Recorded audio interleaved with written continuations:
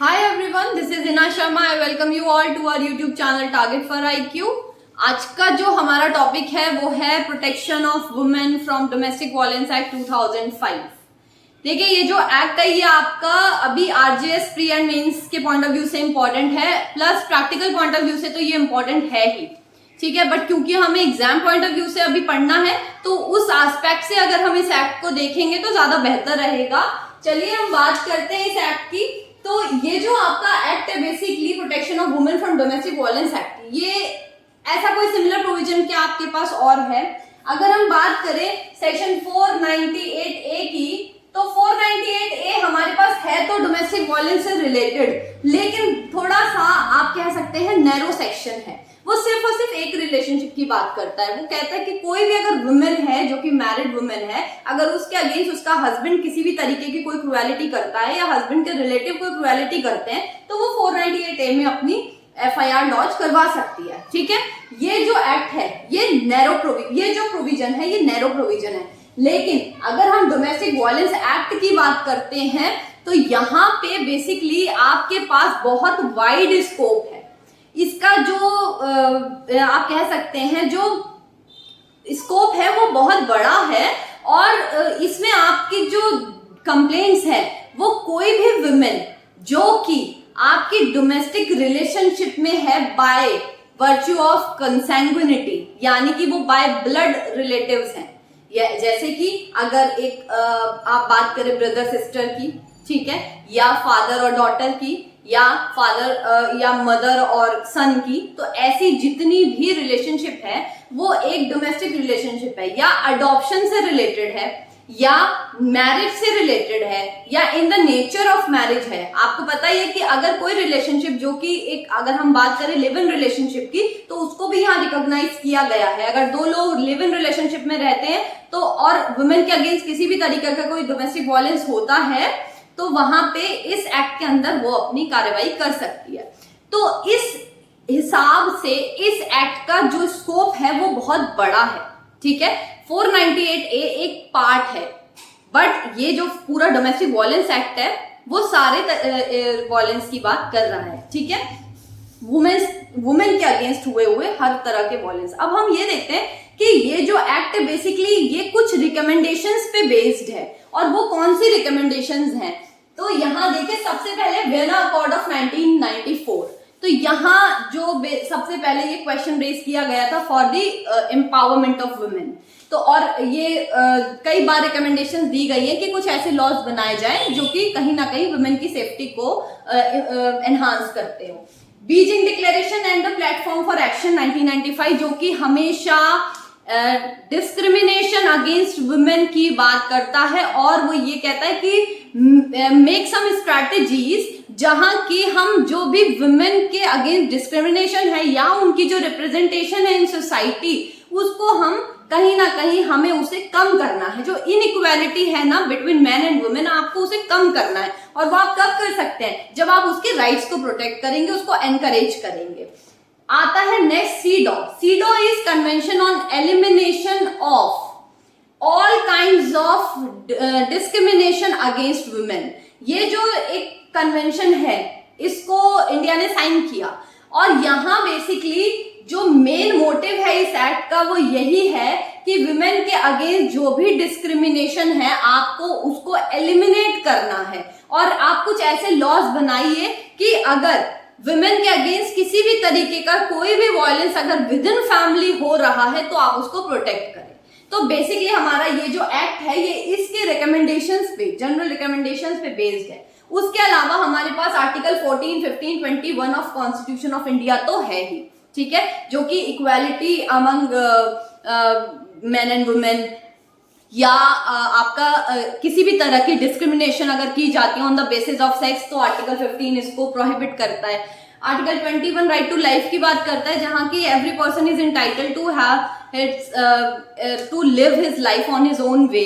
तो यहाँ भी आप वुमेन को, अगर if you are subjected a women to cruelty, she has a right to speak about it, she has a right to claim remedy, ठीक है। तो यहाँ पे आप उसे डिनाई नहीं कर सकते because she has equal right to life. अब अगर हम बात करें इस एक्ट के पूरी स्कीम की, ठीक है, तो अगर हम स्कीम देखें तो ये जो एक्ट है ये आपका 5 चैप्टर्स में डिवाइडेड है एंड वो चैप्टर्स आपके 31 सेक्शंस में बाइफरकेटेड है। चैप्टर 1 बात करता है शॉर्ट आपका सेक्शन 1 एंड 2 जो कि short title extend and commencement की बात करता है। सेक्शन 2 जो है वो डेफिनेशन की बात करता है। सेक्शन 1 कहता है शॉर्ट टाइटल क्या है, the protection of women from domestic violence act 2005। उसके बाद होल ऑफ इंडिया पे एप्लीकेबल है including Jammu and Kashmir after the reorganisation act. उसके बाद इसका जो असेंट मिली थी वो 13 सितंबर 2005 को मिली, लेकिन ये इन्फोर्समेंट में ठीक एक साल बाद आया है 26 अक्टूबर 2006 में। तो डेट ऑफ इन्फोर्समेंट क्या हो गई 26 अक्टूबर 2006। इसके बाद अगर हम देखें कि सेक्शन 2 जो है वो डेफिनेशंस की बात करता है and it talks about 20 definitions. कितनी डेफिनेशंस है 20 डेफिनेशंस है। अगर हम इसकी डेफिनेशंस 20 डेफिनेशंस अगर पढ़ने के लिए बोला जाए तो सारी डेफिनेशंस पढ़ने की जरूरत नहीं है, कुछ इंपॉर्टेंट डेफिनेशंस हैं जो हमें पढ़नी चाहिए, ठीक है। उसमें से आज हम एक डेफिनेशन उठाएंगे और उससे हम बाकी सारी डेफिनेशंस को डिस्कस कर देंगे। इससे पहले हम ये देखते हैं चैप्टर 2 जिसमें कि सेक्शन 3 है और ये बात करता है सिर्फ और सिर्फ डोमेस्टिक वायलेंस कि डोमेस्टिक वायलेंस है क्या। सेक्शन 3 पूरा डोमेस्टिक वायलेंस की बात करता है, बहुत ही लेंथी सेक्शन है। 4 to 11 देखिए इस एक्ट में ना बहुत सारे ऑर्डर्स पास किए जाते हैं और जब भी कोई डोमेस्टिक वायलेंस होता है उसकी एक डोमेस्टिक इंसिडेंट रिपोर्ट भी बनती है, ठीक है। प्रोटेक्शन ऑफिसर्स को अपॉइंट किया जाता है, सर्विस प्रोवाइडर्स को इन्वॉल्व किया जाता है, ठीक है। पुलिस ऑफिसर्स को इन्वॉल्व किया जाता है, शेल्टर होम्स बनाए, गवर्नमेंट की ड्यूटी है शेल्टर होम्स बनाए कि कोई भी वुमेन अगर अग्रीव्ड है तो उसको शेल्टर दिया जाए, मेडिकल फैसिलिटी दी जाए। तो इन सभी से रिलेटेड प्रोविजंस 4 to 11 में दिए गए हैं। और जो आपका सबसे इंपॉर्टेंट चैप्टर है वो है आपका चैप्टर 4 जहां की सेक्शन 12 से 29 तक, यानी कि आपकी प्रोसीडिंग इनिशिएट होती है फ्रॉम चैप्टर आपका सेक्शन 12 और वो एक्सटेंडेड है 29 तक, जिसमें कि आपके काउंसलिंग से लेके और आपके सारे ऑर्डर्स तक। सबसे पहले एप्लीकेशन आएगी, उसके बाद कोर्ट को लगता है कि मॉनेटरी रिलीफ देना है, वो मेडिकल करना है, मेडिकल फैसिलिटी दी जाएगी, रेजिडेंस ऑर्डर या आपका कस्टडी ऑर्डर्स या कंपनसेशन। अगर उसको कोई इंजरी हुई है, कोई हार्म हुआ है तो उसके लिए उसे कंपनसेट भी किया जाएगा। वो सारे के सारे प्रोविजन आपके चैप्टर 4 में दिए गए हैं। एंड लास्टली आपका चैप्टर 5 है जो कि सेक्शन 30 से 37 तक दिया गया है और यहाँ पूरा का पूरा आपका जो 30 से 37 के जो सेक्शंस है, सातों सेक्शंस इंपॉर्टेंट हैं और ये कहीं ना कहीं आपकी प्रोटेक्शन ऑफिसर, सर्विस प्रोवाइडर्स की बात करते हैं कि वो पब्लिक सर्वेंट होंगे जब वो इस एक्ट में जो है कार्य करेंगे, या अगर उनके जो ऑर्डर्स हैं उनको कोई फॉलो नहीं करता है रिस्पोंडेंट तो उसको पेनल्टी दी जाएगी, उसको इम्प्रिजनमेंट भी हो सकती है और फाइन भी देना पड़ेगा। तो ये सारे के सारे प्रोविजन आपके 30 से 37 तक दिए गए हैं, ठीक है। चलिए अब थोड़ा सा डिस्कशन करते हैं, इस एक्ट की पूरी स्कीम को ही समझते हैं आज। उसके बाद बेसिकली आज हम डेफिनेशन के पोर्शन को ही डिस्कस करेंगे, ठीक है। तो सबसे पहले डेफिनेशन 2A में बात करता है aggrieved women, aggrieved person. Aggrieved person कौन है? तो सबसे पहली बात, अब क्योंकि आपको पता है कि यहाँ पे जो एक्ट है इसका नाम ही है प्रोटेक्शन ऑफ वुमेन, तो ऑब्वियसली अग्रीव्ड पर्सन कौन होगा? एक वुमेन होगी, ठीक है। अब वो वुमेन अग्रीव्ड कब होगी? वो अग्रीव्ड तब होगी जब उसके अगेंस्ट किसी तरीके का कोई डोमेस्टिक वायलेंस किया गया है, ठीक है। क्या किया गया है? डोमेस्टिक वायलेंस किया गया है, इसीलिए वो अग्रीव्ड वुमेन है। और वो डोमेस्टिक वायलेंस किसने किया है? वो डोमेस्टिक वायलेंस उसके अगेंस्ट रिस्पोंडेंट ने किया है। वो डोमेस्टिक वायलेंस रिस्पोंडेंट ने कब किया था? जब वो डोमेस्टिक रिलेशनशिप में रह रहे थे। कब किया है? जब वो डोमेस्टिक रिलेशनशिप में रह रहे थे। और वो डोमेस्टिक रिलेशनशिप में कहां रह रहे थे? वो एक शेयर्ड हाउस होल्ड में रह रहे थे, ठीक है। तो अगर आपने ये 4-5 चीजें समझ ली ना, तो ये समझ लीजिए कि आपका ये पूरा एक्ट ही कंप्लीट हो गया, ठीक है। अब वुमेन है, ठीक है, डोमेस्टिक वायलेंस उसके अगेंस्ट हुआ है जो कि सेक्शन 3 में दिया गया है। आज हम इस सेक्शन 3 में नहीं जाएंगे, बहुत लेंथी सेक्शन है और बेसिकली ये हर तरीके की वायलेंस की बात करता है और ये मेंस में पूछे जाने वाला क्वेश्चन है। मेंस में कई बार डोमेस्टिक वायलेंस पूछा गया है और इसमें आपका 4 तरीके का वायलेंस है, चाहे वो वायलेंस सेक्सुअल वायलेंस है या इकोनॉमिक वायलेंस है या इकोनॉमिक अब्यूज आप कह सकते हैं, ठीक है, फाइनेंशियल अब्यूज है या फिजिकल अब्यूज है। ये चारों तरीके के अब्यूज इस वायलेंस में आते हैं, ठीक है।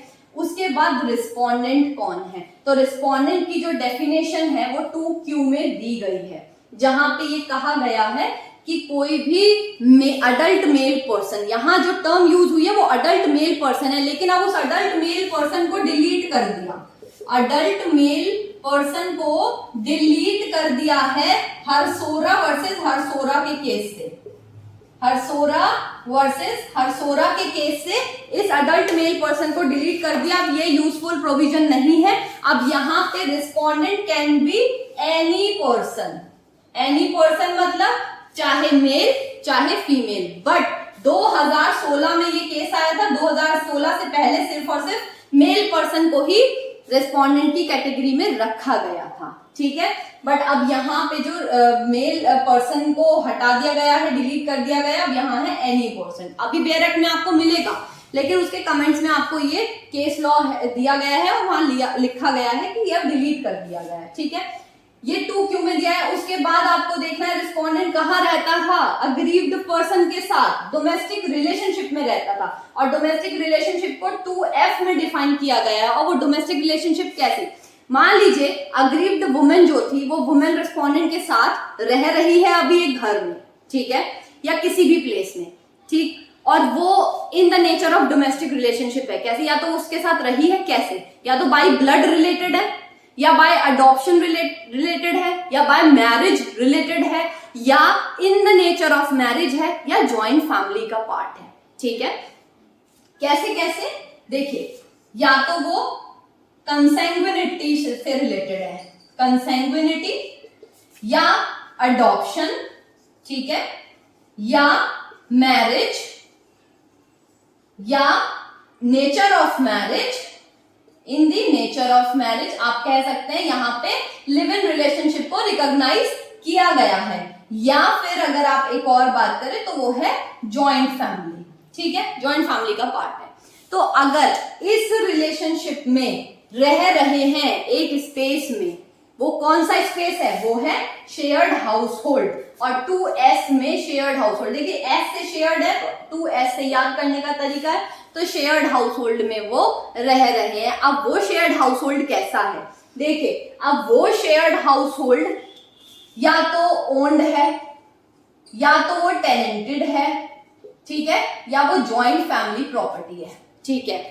अब ओन्ड या टेनेंटेड है रेस्पोंडेंट या अग्रीव्ड पर्सन दोनों के द्वारा, या सिर्फ अग्रीव्ड का है के नाम पर है, या सिर्फ रिस्पोंडेंट के नाम पर है, या तो टेनेंसी पे लिया है रिस्पोंडेंट ने, या फिर अग्रीव्ड वुमेन ने, तो या फिर वो रिस्पोंडेंट जो है वो जॉइंट फैमिली प्रॉपर्टी में रह रहा है, चाहे उसमें उसका कोई राइट इंटरेस्ट टाइटल है या नहीं, लेकिन वो जॉइंट फैमिली प्रॉपर्टी में रह रहा है, किसके साथ, अग्रीव्ड वुमेन के साथ, ठीक है। अब वो अग्रीव्ड वुमेन उसकी वाइफ भी हो सकती है, मदर भी हो सकती है, डॉटर भी हो सकती है, सिस्टर भी हो सकती है, वो कोई भी रिलेशनशिप हो सकती है, ठीक है। तो शेयर्ड हाउस होल्ड के केस में बेसिकली एक और आपके पास केस है जो कि है आपका SR बत्रा वर्सेस तरुण बत्रा।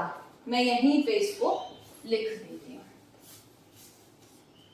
SR बत्रा वर्सेस तरुण बत्रा, जहां ये कहा गया है कि अगर जॉइंट फैमिली प्रॉपर्टी में भी रिस्पोंडेंट रह रहा है ना अग्रीव्ड वुमेन के साथ, चाहे उसमें उसका राइट है, इंटरेस्ट है, टाइटल है, नहीं है, वो डोमेस्टिक रिलेशनशिप मानी जाएगी, ठीक है। तो यहाँ पे देखो, वुमेन है, डोमेस्टिक वायलेंस हुआ है, उसके साथ किसने किया है, रिस्पोंडेंट ने किया है, कब, जब वो डोमेस्टिक रिलेशनशिप में रह रही थी, कहाँ, शेयर्ड हाउस होल्ड में, ठीक है। अब सबसे पहले हमें अब ये समझना है, अब हमने ये सारा देख लिया ना, अब हमें अग्रीव्ड वुमेन का डेफिनेशन तुरंत समझ में आ जाएगी। अब इन्होंने कहा अग्रीव्ड वुमेन कौन है, जो 2A कहता है, हु इज, ठीक है, क्या, हु इज और हैज बीन, या तो वो रह रही है या वो रह चुकी है, लिविंग, हु इज लिविंग और हैज बीन लिविंग, कहां, डोमेस्टिक रिलेशनशिप। अभी मैंने डोमेस्टिक रिलेशनशिप आपको बताया कैसे एक हाउस होल्ड में शेयर्ड में रिलेशन है by blood, adoption, marriage, in the nature of marriage, कैसा भी, ठीक है, वो रह रही थी या रह चुकी है कहाँ, डोमेस्टिक रिलेशनशिप में, ठीक है, विद द रिस्पोंडेंट, किसके साथ, रिस्पोंडेंट के साथ, विद रिस्पोंडेंट। और रिस्पोंडेंट मैंने आपको बताया अभी 2Q में दिया गया है रिस्पोंडेंट कि वो अब कोई भी पर्सन हो सकता है, वेदर मेल या फीमेल। तो अगर ये क्वेश्चन कभी पूछा जाए क्या एक फीमेल पर्सन भी एक फीमेल के अगेंस्ट डोमेस्टिक वायलेंस कर सकती है, तो yes it can be happen, ठीक है। अब इसके बाद कहता है रिस्पोंडेंट के साथ रहता है who alleges to have been subjected to any act of domestic violence by the respondent. जो ये कह रही है, ये वुमेन एग्रीड कब है, क्योंकि उसके साथ किसी भी वो ये अलेज कर रही है कि रिस्पोंडेंट ने उसके साथ क्या किया है, डोमेस्टिक वायलेंस किया है। और वो डोमेस्टिक वायलेंस का एक्ट क्या है, कोई भी एक्ट, कमीशन या ओमिशन, या तो आपने एक्ट किया है, कमिट किया है या ओमिशन किया है जो आपको नहीं करना चाहिए था, या आप ड्यूटी बाउंड थे करने के लिए बट आपने नहीं किया। ऐसे किसी भी केस में अगर उसका आपने फिजिकली अब्यूज किया है उसको, या फाइनेंशियली इकोनॉमिकली अब्यूज किया है, या आपने सेक्सुअली अब्यूज किया है, वर्बल अब्यूज किया है, जैसे अब्यूज, गाली देना, ताने मारना, किसी भी तरीके से आपने उसको कहीं ना कहीं डिग्रेड किया है, तो ऐसी सिचुएशन में ये माना जाता है कि उस वुमेन के साथ डोमेस्टिक वायलेंस हुआ है और वो अग्रीव्ड है, और इसीलिए वो इस एक्ट में अपने लिए सेक्शन 12 में तुरंत क्या कर सकती है, क्लेम कर सकती है रिलीफ। और वो रिलीफ जो है वो बहुत सारे रिलीफ हैं, हम इस रिलीफ के पार्ट को सेक्शन 12 से लेके 29 तक को स्पेसिफिकली डिस्कस करेंगे एक स्पेसिफिक वीडियो में। आई होप आपको ये जो पूरा इंट्रोडक्शन है ये समझ में आया होगा। This is actually the scheme of this act. Thank you so much, that's all for today, thank you.